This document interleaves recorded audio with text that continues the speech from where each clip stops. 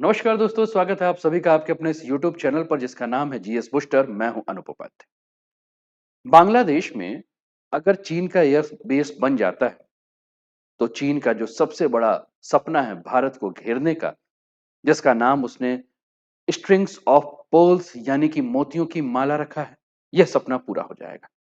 पाकिस्तान के साथ मिलकर भारत को घेरने की जो रणनीति है चीन की, उसमें वो सफल हो सकता है।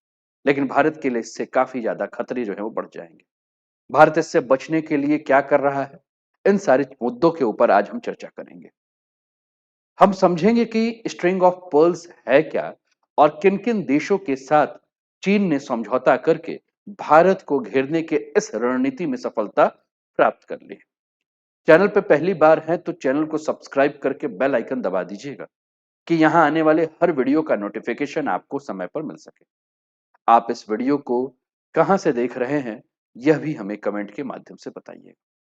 वीडियो को पूरा देखिएगा और देखने के बाद अपने विचारों को हम तक अवश्य पहुंचाइएगा। दोस्तों, ये 21वीं सदी है और 21वीं सदी में सबसे जटिल और सबसे खतरनाक रणनीतिक चाल अब सिर्फ मिसाइल, टैंक और युद्धपोत नहीं, बल्कि एयरबेस और बंदरगाह की पोजीशनिंग जो है वह तय करती है कि आप उस रणनीति में सफल होंगे कि नहीं होंगे।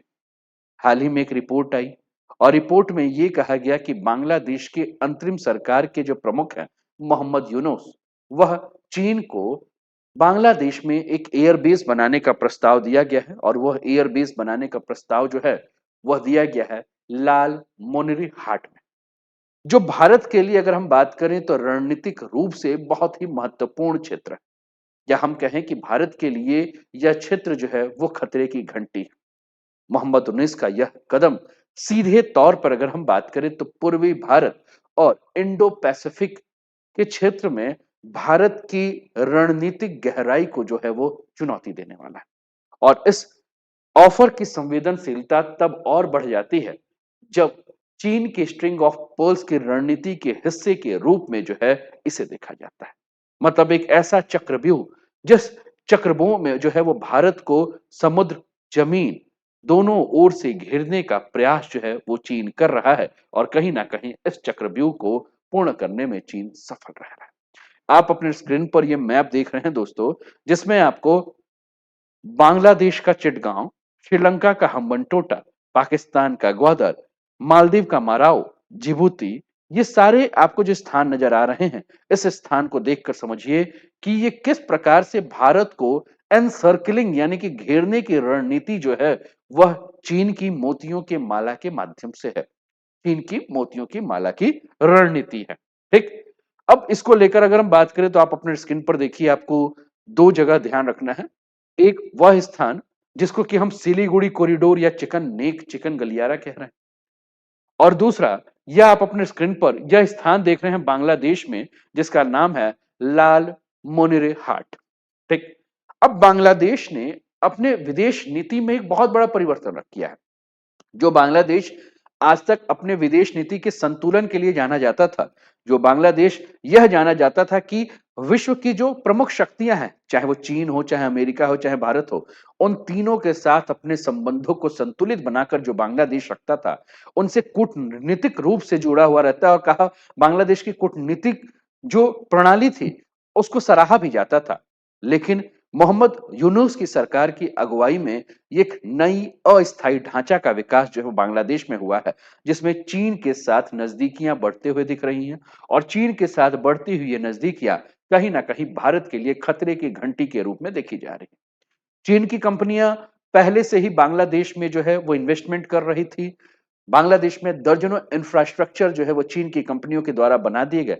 लेकिन ये पहली बार हुआ है कि बांग्लादेश में मिलिट्री लोकेशन और एयर बेस की बात जो है वो जो अभी तक बांग्लादेश टाल रहा था वो अब नहीं टाल पा रहा है।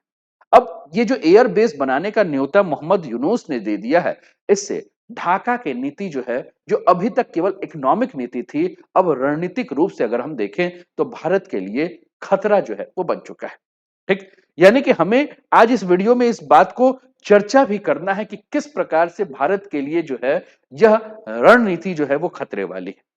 आप अपने स्क्रीन पर दोस्तों फिर से इसको ध्यान से देखिए ये स्ट्रिंग ऑफ पर्ल्स यानी कि भारत को कैसे चीन जो घेर रहा है, तो आप देखिए कि म्यांमार में चीन ने सितवे, बांग्लादेश में चटगांव, श्रीलंका में हम्बनटोटा, मालदीव, यहाँ पाकिस्तान का ग्वादर, जिबूती, ये सब एरिया जो आपको देखने को मिल रहा है, इन सब अब बांग्लादेश में जो अपकमिंग अगर हम बात करें तो एक स्थान है जिसका नाम है लाल मोनरी हाट, जहां एयरबेस बनाने के बारे में बात कर रहा है। म्यांमार में अगर हम बात करें तो जो एरिया है इसका नाम है कै कफ्यू, ठीक है। तो कुल मिलाकर अगर हम बात कर रहे हैं तो भारत के रणनीतिक रूप से हम जानते हैं कि जो सिलीगुड़ी कॉरिडोर है जो आपको यहां दिख रहा है, सिलीगुड़ी गलियारा जो है वह लाल मोनरी हाट से काफी नजदीक है और देश के पूर्वोत्तर राज्य के बाकी हिस्से को यह सिलीगुड़ी कॉरिडोर जो है, यह गलियारा जो है वो घेरने का काम करता है।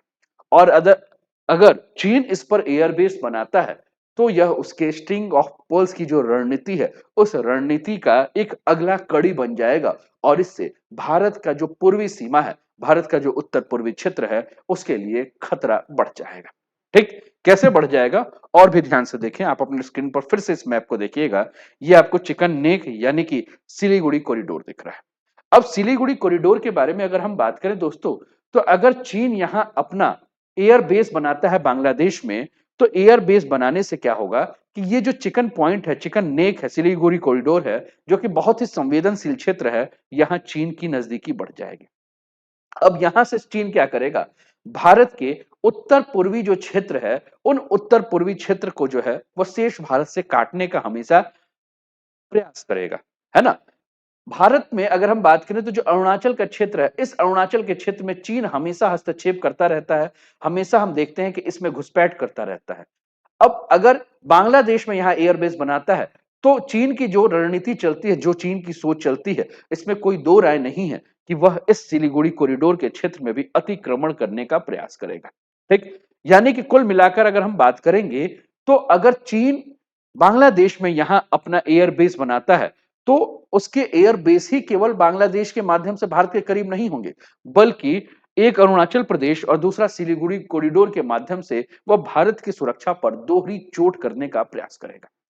इसके अलावा अगर हम बात करेंगे तो अगर यहां एयरबेस बनाता है तो यहां केवल एयरक्राफ्ट जो है उसके लैंडिंग और टेक ऑफ नहीं करेंगे, बल्कि वो यहां रडार लगाएगा, यहां सेंसर लगाएगा, यहां इलेक्ट्रॉनिक इंटेलिजेंस सिस्टम लगाएगा और इसके माध्यम से भारत की गतिविधियों की वो 24 घंटे जो है वो निगरानी करेगा। ठीक, अब कुल मिलाकर अगर हम बात करें तो हम ये कह रहे थे कि जो चीन का स्ट्रिंग ऑफ पर्ल्स की जो रणनीति है, वह स्ट्रिंग ऑफ पर्ल्स की रणनीति में जो है चीन अब पूर्ण रूप से जो है वो सफल हो चुका है और भारत के खिलाफ जो है चीन इस समय टू फ्रंट वॉर जो है वो कर रहा है, एक अरुणाचल प्रदेश के क्षेत्र से और दूसरा सिलीगुड़ी के क्षेत्र से। भारत के अगर पड़ोस में देखें तो आपको 9 पड़ोसी देश देखने को मिल रहे हैं, चाहे वो चीन हो, चाहे म्यांमार हो, चाहे बांग्लादेश हो, चाहे नेपाल हो, चाहे पाकिस्तान हो, चाहे अफगानिस्तान हो, चाहे श्रीलंका हो। अब इन देशों की अगर हम बात कर रहे हैं, ठीक है, तो इन देशों में अगर देखें तो मात्र एक देश ऐसा है जो कि भूटान, जिसके साथ भारत के संबंध वर्तमान में अच्छे चल रहे हैं। बाकी सभी देशों के की बात करें तो इन सभी का जो झुकाव है वो कहीं ना कहीं चीन की तरफ हो चुका है। अब युद्ध की स्थिति में चीन जो है इन सारे देश को, जो कि वह उसके करीबी है ना, उन सभी देशों को क्या करेगा, भारत के खिलाफ प्रयोग करने का प्रयास करेगा, है ना। और भारत के खिलाफ अगर प्रयोग करने का प्रयास करेगा तो भारत के लिए खतरे जो है वो और भी ज्यादा बढ़ जाएंगे। इसके अलावा अगर हम बात करें तो अपनी स्क्रीन पर आप देखिए, ये आपको म्यांमार नजर आ रहा है, यह बांग्लादेश नजर आ रहा है और एक यहां बंगाल की खाड़ी में एक छोटा सा द्वीप नजर आ रहा है जिसका नाम है सेंट मार्टिन आइलैंड। अब ये सेंट मार्टिन आइलैंड जो यहां दिख रहा है, इतना बड़ा सा जो क्षेत्र है, इन सेंट मार्टिन आइलैंड के बारे में अगर हम बात करें तो बांग्लादेश में अमेरिका का यह सेंट मार्टिन रणनीति क्या है, इसके ऊपर बात करें तो चीन अब बांग्लादेश में एयर बेस बनाने का सपना देख रहा है और ऐसे भी अगर हम बात करें तो अमेरिका भी इस क्षेत्र में पहले से एक्टिव होना चाहता था। अमेरिका लंबे समय से बांग्लादेश और म्यांमार की सीमा का जो ये क्षेत्र है, जो द्वीप है सेंट मार्टिन आइलैंड, इस पर एयरफील्ड यानी कि मिलिट्री फैसिलिटी जो है वो बनाना चाहता था और यह जगह सामरिक नजरिए से अगर हम बात करें तो अत्यंत महत्वपूर्ण क्षेत्र है। बंगाल की खाड़ी का यह क्षेत्र म्यांमार, अंडमान निकोबार के जो ट्रायंगल है उसके एकदम पास में है और भारत के लिए क्षेत्र जो है वो अति महत्वपूर्ण क्षेत्र है। लेकिन बांग्लादेश ने अमेरिका की इस योजना को होल्ड पर रखा हुआ था। बांग्लादेश जो है वो अमेरिका को एंट्री करने नहीं दे रहा था, लेकिन चीन को उसने खुला न्योता दिया है।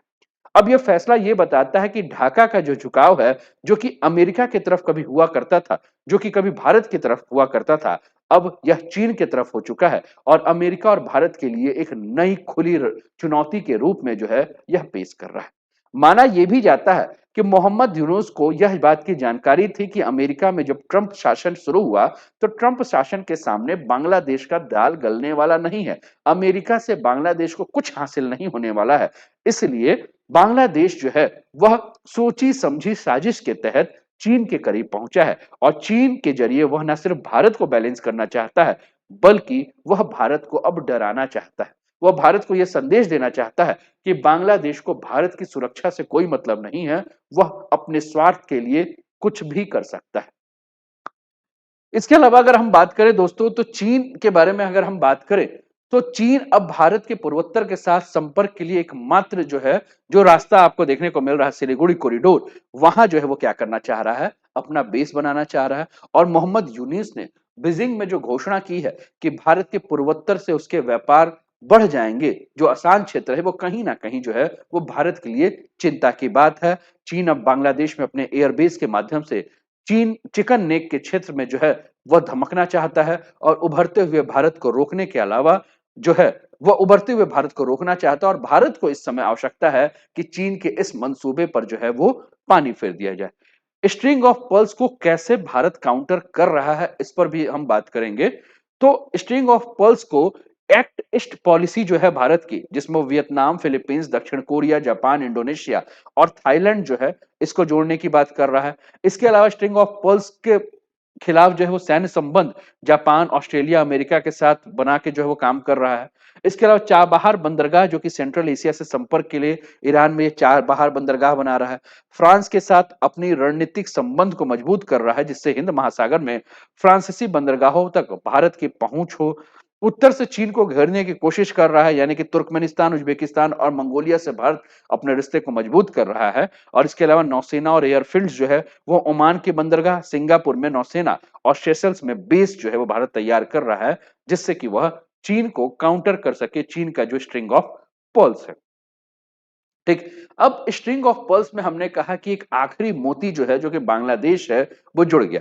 यानी कि स्ट्रिंग ऑफ पर्ल्स की चीन की जियो पॉलिटिक्स रणनीति के तहत अगर हम बात करें, तो बांग्लादेश को जोड़ने के बाद वो यहाँ बंदरगाह, एयरबेस, सैन्य रणनीति का पूरा एक नेटवर्क जो तैयार कर लेगा और यह रणनीति दक्षिण चीन सागर से लेकर अफ्रीका के पूर्वी तट तक की अगर हम बात करें, जिसका मकसद जो है वो चीन के सैनिकों को, नौ सैनिकों को की पहुंच को जो है विस्तार करना है और भारत को चारों तरफ से घेरना है।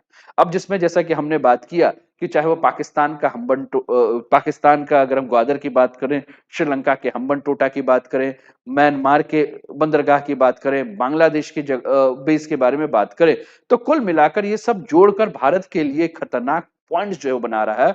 और अब बांग्लादेश अगर इस एयरबेस से जुड़ता है, तो चीन समुद्री और हवाई चक्र के माध्यम से भारत को लगभग पूरा घेर लेने में जो है वो सफल हो चुका है। इससे चीन को ना सिर्फ भारत के तटीय इलाकों में दबाव देने की क्षमता बढ़ेगी, बल्कि इंडियन नेवी और इंडियन एयरफोर्स के खिलाफ भी जो है वो अपनी लगातार तैनाती कर सकता है। लिहाजा एक बहुत बड़ा प्रश्न हमारे सामने उठ रहा है कि भारत के पास चीन की स्ट्रेटजी और बांग्लादेश की ब्लैकमेलिंग करने के लिए, काउंटर करने के लिए कोई रास्ता है कि नहीं है। तो बांग्लादेश को कैसे काउंटर कर सकता है भारत? तो नॉर्थ ईस्ट में इंफ्रास्ट्रक्चर को फास्ट ट्रैक करके, बांग्लादेश में पब्लिक डिप्लोमेसी को बढ़ाकर, त्रिपक्षीय कूटनीति यानी कि अमेरिका जापान के साथ कोऑर्डिनेशन बढ़ाकर, बंगाल की खाड़ी में नौसेना की मौजूदगी को और मजबूत करके और बांग्लादेश के सॉफ्ट लोन और टेक्नोलॉजी को ऑफर करके जो है भारत जो है वो इसको काउंटर कर सकता है। इसके अलावा अगर हम बात करें दोस्तों, तो भारत ने इंडो पैसिफिक क्षेत्र में यानी कि हिंद प्रशांत महासागर के देश यानी कि जापान, ऑस्ट्रेलिया और यूएसए के साथ एक समझौता किया है, जिसको कि हम क्वाड समझौता कहते हैं। इस क्वाड समझौता को मजबूत करके, मिलिट्री इंटेलिजेंस शेयर करके भारत जो है अपने आप को स्ट्रेटेजिक रूप से जो है एक स्ट्रेटेजिक अलायंस बनाकर जो है इस क्षेत्र में जो है वो मजबूत कर सकता है। इसके अलावा अगर हम बात करें तो बांग्लादेश के साथ अगर भारत हाई डिप्लोमेसी करता है, यानी कि भारत जो है वो ढाका के साथ अपने संपर्क को कूटनीतिक रूप से और ज्यादा इस्तेमाल करता है, क्योंकि आज भी बांग्लादेश में बहुत सारे ऐसे लोग हैं जो कि भारत के समर्थक हैं। तो भारत अगर उनके साथ अपने संबंधों को मजबूत करता है और उसमें अगर सफल होता है, जैसे कि बांग्लादेश को जो है भारत के बिना नहीं चल पाएगा उसका काम, या बांग्लादेश को समझाए, भारत को बेवजह बांग्लादेश ना उकसाए, इस पर बात करे, और जो बांग्लादेश में जिहादी तत्व हैं उस पर अगर कब्जा ला दिया जाए, तो मोहम्मद यूनिस के की जो ये रणनीति है उसको भारत बांग्लादेश के लोगों से ही जो है वो बंद करा सकता है। इसके अलावा अगर हम बात करें तो जो पूर्वोत्तर का क्षेत्र है, हम जानते हैं बहुत हाई सेंसिटिव क्षेत्र है, तो पूर्वोत्तर भारत में भारत तेजी से जो है वो इंफ्रास्ट्रक्चर का विकास करके यहाँ air defence system, military base system, electronic warfare system को सक्रिय करके जो है इस क्षेत्र को मजबूत कर सकता है। इसके अलावा अगर हम बात करें तो भारत का एक क्षेत्र जो कि अंडमान निकोबार का जो क्षेत्र है, इस अंडमान निकोबार के क्षेत्र आप देख रहे हैं कि कोलकाता से इसकी दूरी, चेन्नई से दूरी, म्यांमार में दूरी, बैंकॉक से दूरी, है ना, मलेशिया से दूरी, इंडोनेशिया से दूरी, ये आप सब देख रहे हैं। यह अंडमान निकोबार का जो क्षेत्र है ये भारत के लिए स्ट्रेटेजिक हब का क्षेत्र हो सकता है, और यहां से चीन को काफी आसानी से जो है वो भारत काउंटर कर सकता है। भारत यहां से पहले भी जो है वो सैन्य कार्यक्रम चला रहा था, उस सैन्य कार्यक्रम को भारत को और तीव्रता से चलाना होगा। चीन की नौसेना और एयरफोर्स की हर हरकत को वो यहां से काबू कर सकता है, यहां से नजर रख सकता है। और बांग्लादेश अब केवल दक्षिण एशिया का एक छोटा सा देश है, ऐसा भारत को अब नहीं मानना होगा। भारत जो है बांग्लादेश को कमतर ना आके वह समझ जाए कि अब बांग्लादेश जो है वह दक्षिण एशिया के जियोपॉलिटिक्स अखाड़ा का एक बहुत ही महत्वपूर्ण देश बन चुका है, और चीन, अमेरिका और भारत तीनों ताकतों को जो है इस छोटे भूभाग पे अपने प्रभाव को जमाने के लिए अब होड़ लग जाएगी। चीन को अगर यहाँ एयरबेस मिलता है तो वह ना भारत के लिए केवल सुरक्षा को खतरा डालेगा, बल्कि वह इस पूरे इंडो पैसिफिक क्षेत्र में के बैलेंस को जो है हिलाने का प्रयास करेगा। लिहाजा भारत के लिए अब वह समय आ चुका है कि भारत यहाँ रिएक्टिव ना हो, बल्कि प्रोएक्टिव रणनीति के माध्यम से इस क्षेत्र में जो है वह मुकाबला करे, इस क्षेत्र में जो है वो बैलेंस बनाकर रखे, तभी भारत को जो है वो यहाँ सफलता मिलेगी। ठीक, तो कुल मिलाकर ये रहा आज का सेशन। उम्मीद करता हूं कि ये सेशन आपको समझ में आया होगा, पसंद आया होगा, और आपने देखा है कि कैसे बांग्लादेश ने जो न्योता दे दिया है चीन को, इससे चीन की जो मोतियों की माला का जो सपना है वह सपना अब जाके पूरा हो चुका है लगभग लगभग। आपके क्या विचार हैं, आप कमेंट के माध्यम से जरूर बताएं। चैनल पर पहली बार है तो चैनल को सब्सक्राइब करके बेल आइकन दबा दीजिएगा। वीडियो को लाइक नहीं किया तो लाइक कर दीजिएगा, शेयर नहीं किया तो शेयर कर दीजिएगा, और अपना ध्यान रखिएगा। स्वस्थ रहिए, मस्त रहिए, तंदुरुस्त रहिए, हंसते खेलते मुस्कुराते जीवन का आनंद लीजिए। जय हिंद, जय भारत।